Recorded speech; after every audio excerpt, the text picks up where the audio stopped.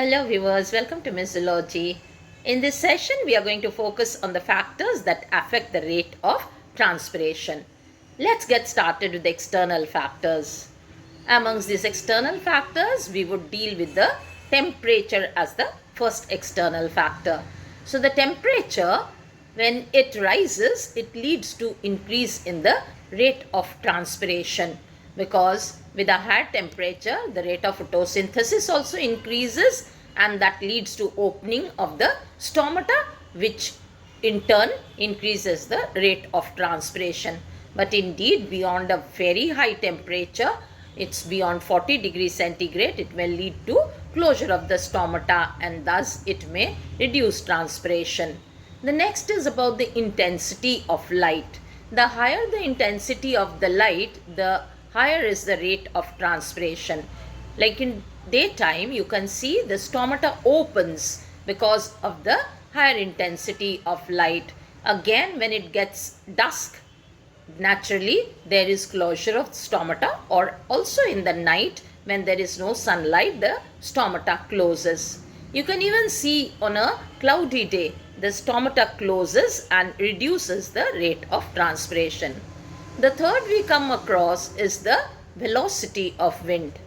The higher the velocity of the wind, the greater will be the rate of transpiration, because that higher velocity of wind will sweep away all the moisture from the surface of the leaf, leaving a next dry surface for transpiration to take place. That's why always high velocity of wind will increase the rate of transpiration. The next we come to humidity. The higher the humidity of the air, the less will be the rate of transpiration. Here, the higher humidity means the difference in the humidity inside the plant's substomatal surfaces, and in the external environment, this goes less. So the less in difference between the atmospheric air and the substomatal space holding that humidity will indeed reduce the rate of transpiration, because of the outward diffusion which will be reduced. The next is about the concentration of carbon dioxide. The natural concentration of carbon dioxide in the air ranges from 0.02% to 0.03%. So there is an increase from 0.02 to 0.03. But when the concentration of carbon dioxide goes beyond 0.03% in the air, naturally it leads to closure of the stomata, and thus reducing the rate of transpiration. The next is atmospheric pressure. When atmospheric pressure is increased, naturally it will prevent the outward diffusion of the substances or the gases from the surface of the plant. Thus, the transpiration will be reduced. On the other hand, if the atmospheric pressure in the air is reduced, it will enhance the rate of diffusion from the surface of the leaf. Next is the availability of water. The more the water is available in the soil, it will lead to more absorption of water into the plant by the roots. There will be more of turgidity in the cells. So this will lead to opening of the stomata, and indeed that will lead to greater or enhanced rate of transpiration. Several internal factors of the plant also affect the rate of transpiration. So, the first among the internal factors is the water content in the leaves. If there is less water content in the soil in which the plant is growing, naturally it will have less content of water in the leaves, and the stomata in such leaves will show closure, thus reducing the rate of transpiration. It also depends upon the area of the leaf. The area of the leaf, if it is more, it is associated with the frequency of higher number of stomata per unit area. That enhances the rate of transpiration. But on the other hand, there are several plants that grow in deserts or the xerophytic plants where these leaves either fall off or they get modified, and these modifications are mainly for reduction in the rate of transpiration. So let us find out how that happens. If it comes with the leaf structure, if the structure of the leaf is with the lesser number of stomata, so the fewer the stomata, the lesser the rate of transpiration. This is usually associated with the smaller size of the leaf or the needle shape of the leaves. On the other hand, the position of the stomata is also important. If the stomata are present on both surfaces of the leaf, such a leaf is called amphistomatic. An amphistomatic leaf will transpire more than a leaf which has its stomata restricted only on the lower surface. A leaf who has its stomata only on the lower surface, they are called hypostomatic leaves.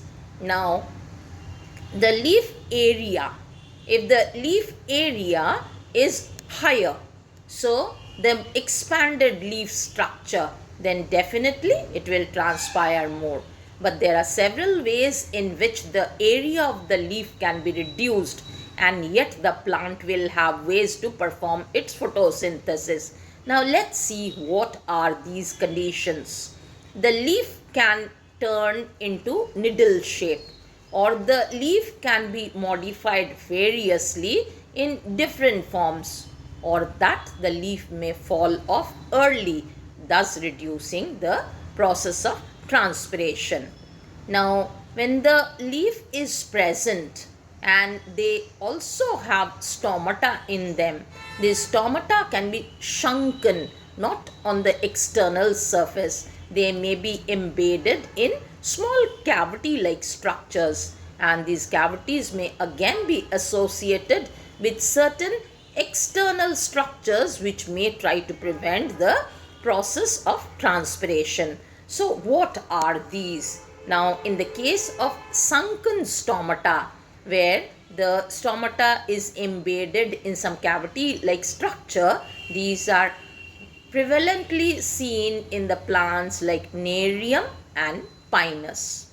The leaf modifications are mostly seen in the plants that grow in the desert-like area, or they are called the xerophytic plants. The first example I'll give you is that of a phylloclade. The example seen for a phylloclade is in Opuntia, where the stem becomes flat and photosynthetic. Since the stem doesn't contain stomata, naturally photosynthesis will be less through the lenticels present on them. The next is phyllodes. The example of phyllodes is found in Acacia, where the petiole, that is the stalk of the leaf, flattens and becomes photosynthetic. So a petiole also never contains as much of stomata as that of a leaf. So naturally the transpiration process will be reduced. The third is about a cladode. A cladode is seen in the asparagus, where a single internode turns into a flat structure, and that indeed will never transpire as much as a leaf can transpire through their stomata. The next is about the quality of a fruit associated with the number of stomata and transpiration.